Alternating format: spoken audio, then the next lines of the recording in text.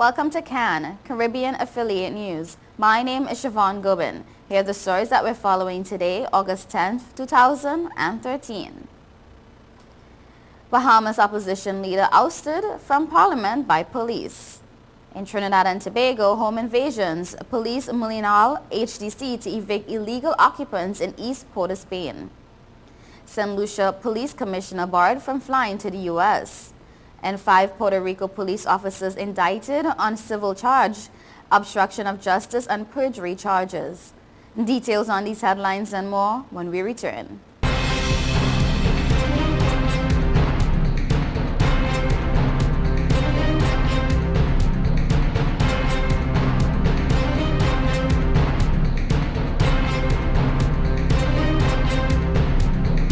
Hey, excuse me. If you see me smiling, that's 'cause I'm chilling on Total Caribbean Network.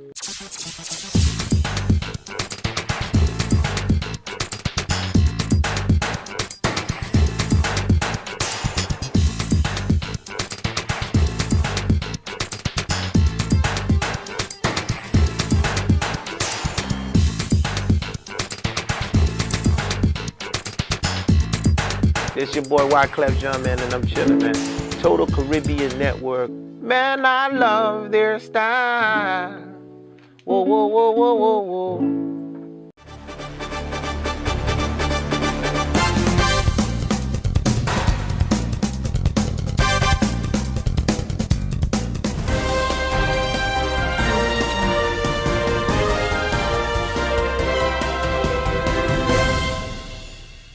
Welcome back to CAN, Caribbean Affiliate News. My name is Siobhan Gobin. This segment of the news is sponsored by Total Caribbean Network.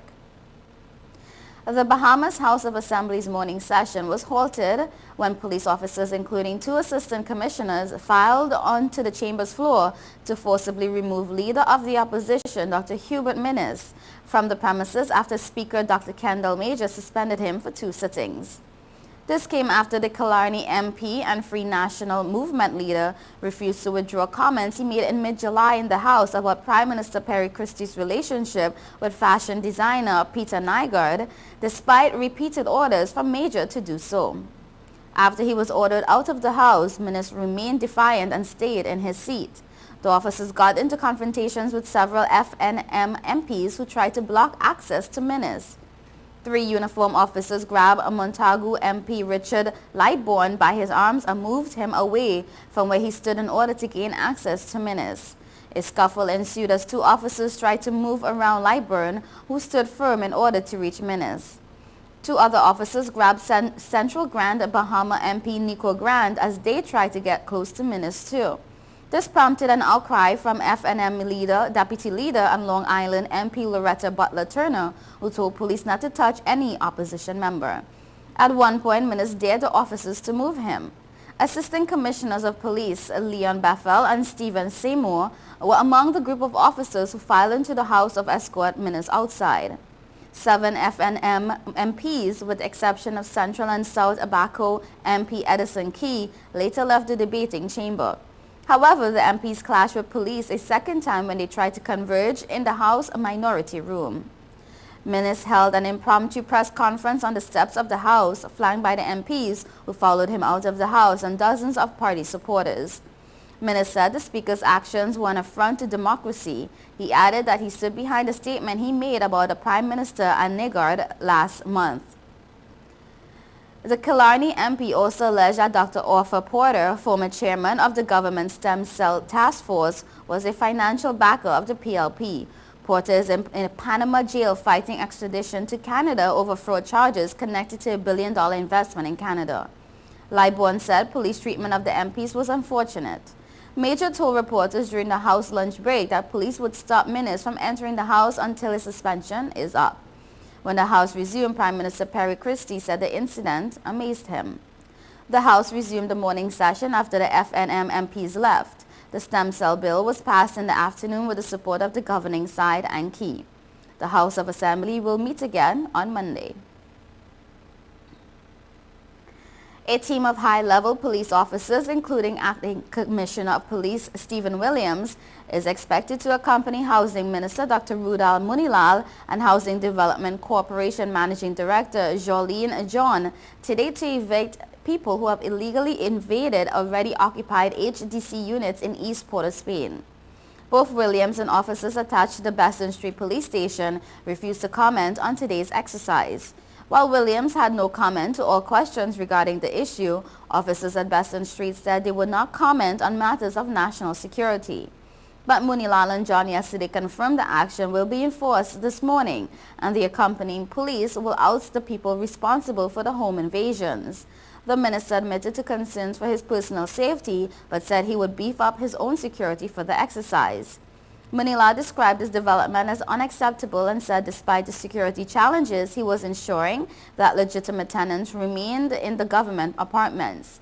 He said the object of today's exercise was to maintain law and order and to remove the miscreants who evicted the legal tenants and then occupied the apartments themselves. "We have never seen anything like this," John said. HDC was making moves to beef up security measures and security cameras around its unit. She said the HDC would also be asking the police for assistance in ensuring this issue does not arise again. The team is expected to visit HDC units on Nelson Street and Duncan Street. St. Lucia Commissioner of Police Vernon Francois was unable to board a flight to the U.S. to participate in a U.S. organized and financed training programs. Here's more on that story with Devin Bissoon. According to local reports, St. Lucia Commissioner of Police Vernon Francis was not permitted to board a flight from the International Airport of St. Lucia to the United States to participate in U.S. organized and financed training programs.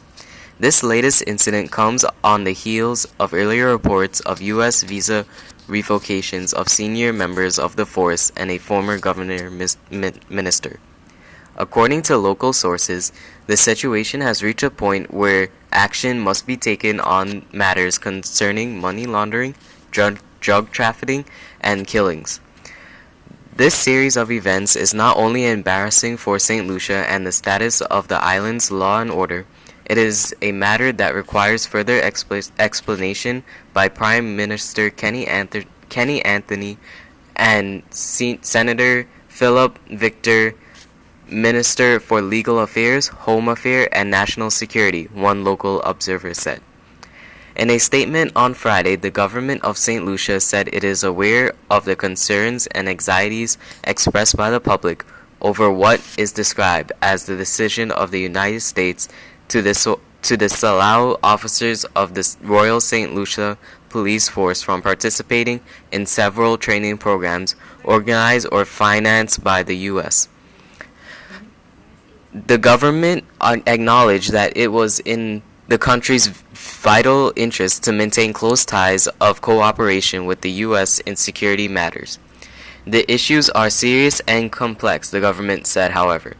The statement said by Prime Minister Dr. Kenny Anthony will be on the date to be announced earlier next week.